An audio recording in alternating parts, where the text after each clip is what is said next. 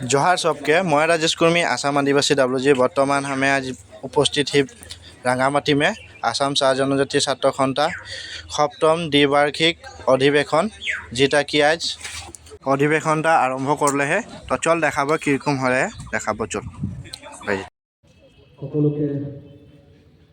শ্ৰদ্ধা নিবেদিছোঁ। অসম চাহ জনজাতি ছাত্ৰ সন্থা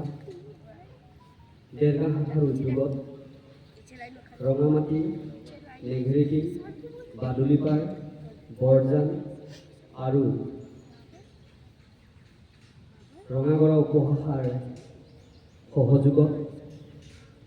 ৰঙামাটিৰ ৰাইজৰ আতিথ্যত আচ্ছা দেৰগাঁও শাখাৰ সপ্তম দ্বিবাৰ্ষিক অনুষ্ঠানত কাৰ্যসূচী অনুসৰি সমবেত হোৱা অসম চাহ জনজাতি ছাত্ৰ সন্থাৰ সন্মানীয় সভাপতি গোলাঘাট জিলা সমিতিৰ শ্ৰীযুত ৰাবুল দুৰী ডাঙৰীয়া, সপ্তম দ্বিবাৰ্ষিক উদযাপন সমিতিৰ সন্মানীয় সভাপতি অমৃত ৰবি দাস ডাঙৰীয়া, মুখ্য সম্পাদক সঞ্জীৱ কুৰ্মী ডাঙৰীয়া, কাৰ্যকৰী সভাপতি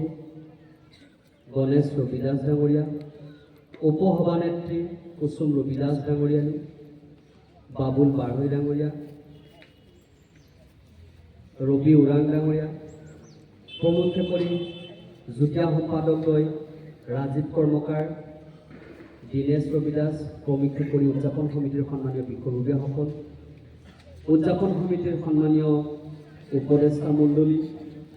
আচ্ছা দেৰগাঁও শাখাৰ সন্মানীয় সম্পাদক সঞ্জীৱ কুৰ্মী প্ৰমুখ্যে কৰি মোৰ সতীৰ্থবৃন্দ, দেৰগাঁও শাখাৰ অন্তৰ্গত পাঁচোখন উপশাখাৰ সন্মানীয় সভাপতি সম্পাদক, প্ৰাথমিক গোটৰ সন্মানীয় সভাপতি সম্পাদক, দেৰগাঁও আঁতোৱা সমিতিৰ সন্মানীয় সভানেত্ৰী কবিতা উৰ্মী ডাঙৰীয়ানী, সম্পাদিকা ঋষিকা তাঁতী ডাঙৰীয়ানী,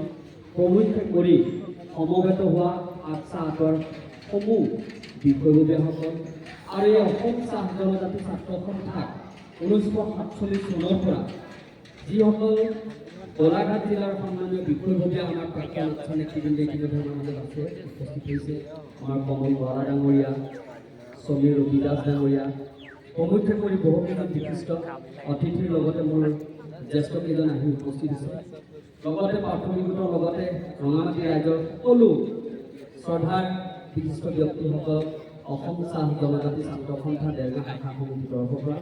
শ্ৰদ্ধা নিবেদিছোঁ, কৃতজ্ঞতা জ্ঞাপন কৰিছোঁ। অসম চাহ জনজাতি ছাত্ৰ সন্থা 1947 চনৰে 28 ডিচেম্বৰ তাৰিখে চাইমন সিং হৰ আৰু সন্তোষ কুমাৰ কক্কৰদেৱৰ নেতৃত্বত স্বপ্নাকুৰি ছাত্ৰ সংগঠন হিচাপে গঠন হৈছিল আৰু সেই সুদীৰ্ঘ 1947 চনৰ পৰা অসম চাহ জনজাতি ছাত্ৰ সন্থাই সকলোৱে মিলি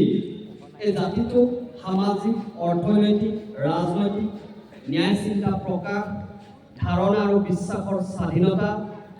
মৰ্যাদা আৰু সা সুবিধাৰ মানসতাৰে ব্যক্তিত্বৰ সমান আৰু জাতীয় ঐক্য অটুট ৰাখি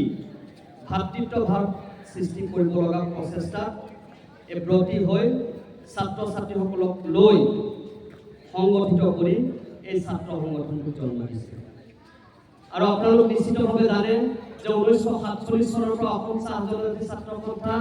জন্ম লগ্নৰ পৰা অসমত বসবাস কৰা 108টা জাতি চাহ জনগোষ্ঠীৰ লোকক নেতৃত্ব প্ৰদান কৰি আহিছে। এই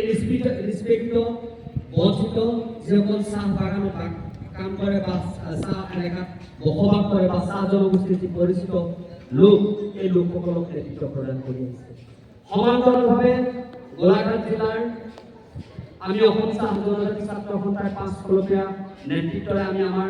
আচ্ছাক নেতৃত্ব প্ৰদান কৰিছোঁ আৰু ঠিক তেনেধৰণে 2004 চনতে অসম চাহ জনজাতি ছাত্ৰ সন্থা দেৰগাঁও শাখাখন গঠিত হৈ পুষ্পকান্ত মুৰলীদেৱ, গংগা মেধা আৰু আমাৰ ৰাহুল তুৰী, অমৃত ৰবি দাস, প্ৰদীপ কুৰ্মী প্ৰমুখ্যে কৰি বহুকেইজন আমাৰ জ্যেষ্ঠ ব্যক্তিক লৈ আৰু আমাৰ উপদেষ্টাসকলক লৈ আমি দেৰগাঁও শাখাখন গঠন কৰিলোঁ আৰু সমান্তৰালভাৱে জাতিটোৰ কাৰণে আমি কাম কৰি আহিছোঁ। আৰু এটা কথা স্পষ্ট, এই কাম কৰিবলৈ যাওঁতে আমাৰ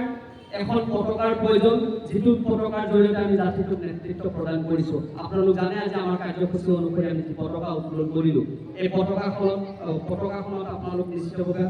অৱগত বা জানে যে এখন সেউজীয়া ৰঙত, সেউজীয়া কাপোৰত, বগা ৰঙৰ মাজত এখন বা এটা বন্তি প্ৰজ্বলিত কৰি আছে। মানে সমাজখনক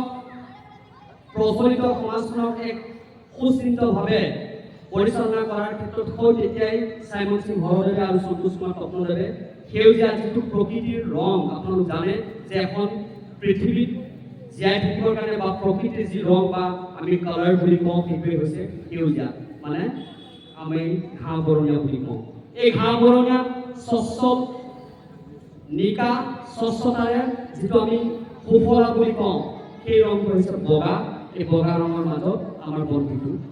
প্ৰজ্বলিত হৈ আছে। আৰু এই বন্তি যি আমাৰ জ্বলি আছে বা প্ৰজ্বলিত হৈ আছে, এই বন্তিটোৱে এটা কথা স্পষ্ট ভাষাৰে